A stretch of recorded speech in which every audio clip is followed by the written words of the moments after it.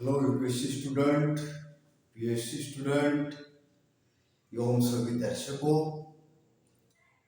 नमस्ते। मैं दिलीप सुरो सिंह राज सिंहासन आईएएस एकेडमी में आप सभी का स्वागत करता हूं। और हर रोज की तरह आज भी हम एक नया एपिसोड देखने जा रहे हैं। जैसा कि फिलहाल में राष्ट्रपति जी के ऊपर चैप्टर चल रहा है, तो इस चैप्टर में हम देखते हैं राष्ट्रपति जी की कर्तव्य एवं शक्तियां। कितने प्रकार की शक्तियां राष्ट्रपति जी की ओर दी गई है। भारत संघ के शासन प्रमुख, राष्ट्र प्रमुख, भारत के प्रथम नागरिक, इसी तरह उन्हें कुछ शक्तियां का प्रदत्तीकरण करवाया गया है। तो हम देखते हैं कि उनके कार्यालय द्वारा उनके द्वारा किन किन शक्तियों का कर्तव्य निभाया जाता है। तो स्टूडेंट, ये भी चैप्टर अत्यंत महत्वपूर्ण होगा। जैसा कि अभी आने वाली सीएससी की मेन एग्जाम होने जा रही है, जो सितंबर में है, उसकी तैयारियां हैं। तो देखिएगा, राष्ट्रपति जी की जो शक्तियां हैं उनमें से सबसे पहले हम देखते हैं कार्यकारी शक्तियां। कार्यकारी शक्तियां शासन प्रमुख के तौर पर, विधायी शक्तियां, वित्तीय शक्तियां, न्यायिक शक्तियां, कूटनीतिक शक्तियां तथा सैन्य शक्तियां एवं आपातकालीन शक्तियां। भारत संघ के राष्ट्रपति जी को कुल मिला के 7 शक्तियों का प्रदत्तीकरण करवाया गया है। और ये 7 शक्तियों में ही बहुत कुछ शासन और प्रशासन का भाग सम्मिलित हुआ है। तो सबसे पहले, जैसा कि हमने देखा था, कार्यकारी शक्तियां, विधायी शक्तियां, वित्तीय शक्तियां, न्यायिक शक्तियां, कूटनीतिक शक्तियां, सैन्य शक्तियां एवं आपातकालीन शक्तियां। इन सभी शक्तियों में से एक एक शक्तियों का इलस्ट्रेशन अभी हमें करना होगा, जिसके ऊपर उचित मात्रा में आपको मार्क प्राप्त कर सकते हैं। तो जरा ख्याल से, शांति से सुनिएगा। कार्यकारी शक्तियां एवं कार्य। भारत संघ के राष्ट्रपति जी की कार्यकारी शक्तियां एवं कार्य किस किस प्रकार से किए जाते हैं। तो देखिए, राष्ट्रपति जी किसी भी क्षेत्र को, भारत संघ में से किसी भी क्षेत्र को अनुसूचित क्षेत्र घोषित कर सकते हैं। एवं अनुसूचित क्षेत्र, अनुसूचित जनजातीय क्षेत्र प्रशासन खुद की ओर से एवं प्रशासन खुद की ओर से चलाए जाने की शक्तियां उन्हें प्राप्त है। अनुसूचित जातीय क्षेत्र एवं अनुसूचित जनजातीय क्षेत्र घोषित कर सकते हैं और उनके लिए खुद की ओर से प्रशासकों की नियुक्ति करके प्रशासन चलाया जा सकता है। ये शक्तियां और ये कर्तव्य राष्ट्रपति जी के पास है। भी देखिए, राष्ट्रपति स्वयं नियुक्त प्रशासकों के द्वारा केंद्र शासित राज्यों का प्रशासन संभालते हैं। जैसा कि भारत संघ में 28 घटक राज्य एवं 8 केंद्र शासित प्रदेश है। केंद्र शासित प्रदेशों का कार्यभार, राज्य कार्यभार जो केंद्र की ओर होता है, वो राष्ट्रपति के द्वारा नियुक्त किए गए प्रशासक ही संभालते हैं और उन्हीं के द्वारा प्रत्यक्ष तौर पर राष्ट्रपति द्वारा वहां पे प्रशासकों के द्वारा किया जाता है, जो केंद्र शासित प्रदेश होते हैं। और उसी तरह भारत सरकार के साथ सभी शासन संबंधी कार्य भारत सरकार के राष्ट्र प्रमुख के तौर पर सभी शासन कार्य भारत संघ के राष्ट्रपति के नाम से किए जाते हैं एवं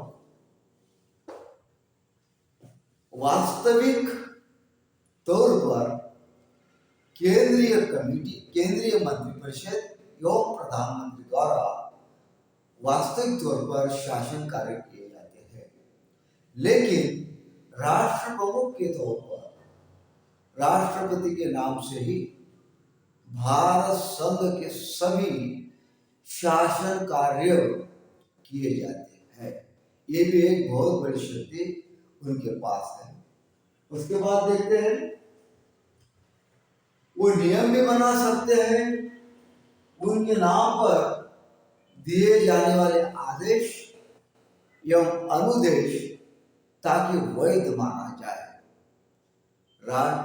भारत संघ का कार्यभार संघ के राष्ट्रपति के नाम पे जब किया जाता है, तो विश्वसनीय के तौर पर ऐसे कोई नियम बनाने की उन्हें शक्तियां प्राप्त है कि उनके द्वारा निकले हुए आदेश एवं अनुदेश वैध हो एवं सभी का, जनता का उसमें विश्वास बैठ सके। ये शक्तियां उन्हें प्रदान कर दी गई है। केंद्र सरकार सहज रूप से कार्य कर सके, बगैर तकलीफ का कार्य कर सके, यो केंद्र सरकार में नियुक्त कराए गए केंद्रीय मंत्रिपरिषद के सभी मंत्रियों को सीधे तौर पर कार्य विभाग सौंपा जाए। इसके लिए भी राष्ट्रपति जी के पास शक्तियां दिलाई गई है। इसके बाद देखते हैं, वह प्रधानमंत्री जी की नियुक्ति कर सकते हैं एवं प्रधानमंत्री जी के सलाह पर अन्य केंद्रीय मंत्रिपरिषद की भी, केंद्रीय मंत्रियों की भी नियुक्ति करने का अधिकार राष्ट्रपति जी को दिलाया गया है। अत्यंत महत्वपूर्ण उनके कार्यकारी शक्तियां में आती है। इसके बाद देखते हैं हम, राष्ट्रपति जी भारत संघ के लिए कुछ ऐसे अत्यंत महत्वपूर्ण अधिकारी होते हैं एवं आधिकारिक संस्थाएं होती है, उनकी नियुक्ति ही राष्ट्रपति जी को ही करना पड़ता है। जैसा कि अखिल भारतीय संघ एवं अनेक राज्यों से बना हुआ भारत संघ, इनको सीधे तौर पर वास्तविक तौर पर कामकाज कराने हेतु बहुत सारे महत्वपूर्ण पदों पे अधिकारियों की नियुक्ति करने के अधिकार राष्ट्रपति जी को दिलाए गए हैं, जिनमें जैसा कि महान्यायवादी महान्यायवादी भारत संघ सरकार के महत्वपूर्ण न्यायिक कार्यभार देते हैं, जो भारत संघ सरकार के महान्यायवादी कहलाते हैं, अटॉर्नी जनरल ऑफ इंडिया। यह अत्यंत महत्वपूर्ण पोस्ट है, जिनको नियुक्त करने का अधिकार राष्ट्रपति जी को दिलाया गया है। दूसरी बात देखिए, महानियंत्रक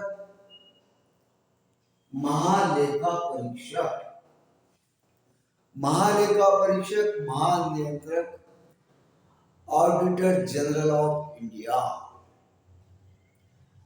सभी भारत संघ के ऑडिट एवं वित्तीय बातें, वित्तीय खर्चे, वित्तीय आवक, वित्तीय के परियोजनाएं, इन सभी के लिए हिसाब किताब रखने हेतु ऑडिटर कंट्रोलर ऑफ इंडिया, महालेखा परीक्षक, महानियंत्रक, महालेखा परीक्षक, इनका पद एवं इनके पद पे नियुक्ति करने का अधिकार भारतीय संघ के राष्ट्रपति जी को दिलाया गया है।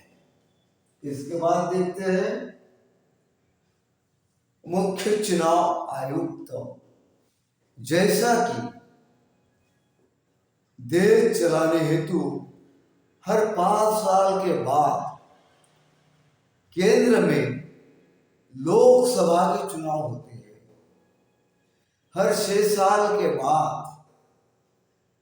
राज्यसभा में 2/3 जगह खाली होती है और राज्य की ओर से राज्यसभा पे कुछ रिप्रेजेंटेटिव नियुक्त करके भिजवा दिए जाते हैं। इन सभी का कारभार संभालने के लिए राष्ट्रपति जी को election commissioner, chief election commissioner, Bharat निर्वाचन आयोग के मुख्य चुनाव आयुक्त को निर्वाचित करने का अधिकार प्राप्त है। जैसा कि संघ के लिए संसद में लोकसभा,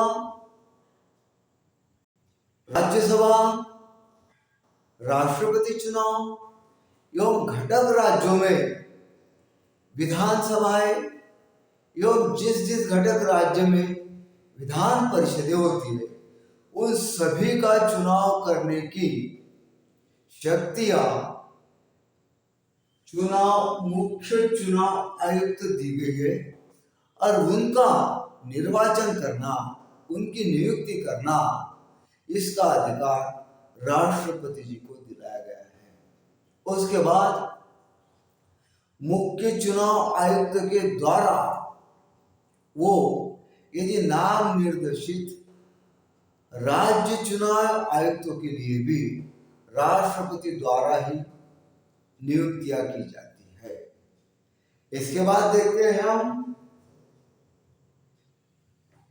संघ लोक सेवा आयोग के अध्यक्ष एवं सदस्य, union public service commission chairperson and there member. ये जो बातें होती है, संघ को चलाने के लिए अनेक घटक राज्यों से बना हुआ भारतीय संघ, जिनमें 28 घटक राज्य एवं 8 केंद्र शासित प्रदेश, ये सभी की अखिल भारतीय सेवा जो शासकीय तौर पर प्रशासनिक तौर पर होती है, उनके लिए नियुक्ति एवं स्पर्धात्मक परीक्षा लेकर नियुक्ति का कार्य जो संघ लोक सेवा आयोग को दिलाया गया है, उन चेयरपर्सन या उनके मेंबर ऑफ द बॉडी की नियुक्तियां राष्ट्रपति द्वारा की जाती है।